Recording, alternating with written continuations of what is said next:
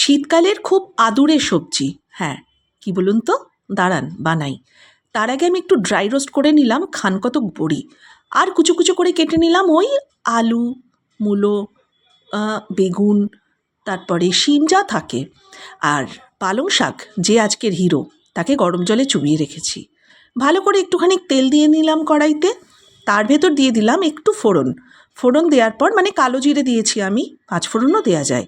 তারপর আস্তে আস্তে দিয়ে দিলাম ওই যে কুটি কুটি করে কেটে রাখা যে সকল সবজিগুলো ছিল।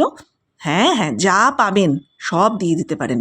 আমিও যে কটা পেরেছি ভালো করে দিয়ে, আর একদম কান ধরে উলট পালট করে সেগুলোকে ভালো করে ভেজে নিলাম, একটুখানি অল্প তেল দিয়ে অবশ্য। এবার ঘুঙ্গাট খুলে দেখলাম, হ্যাঁ, ওটা বেশ ভালো মতনই ভিজে গেছে গরম জলে।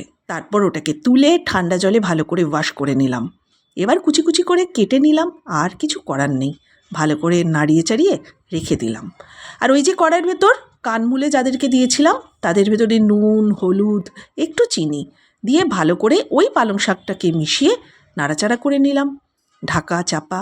তারপর সবার শেষে একটু ধনেপাতা, আমার ফেভারিট, ব্যাস হয়ে গেল।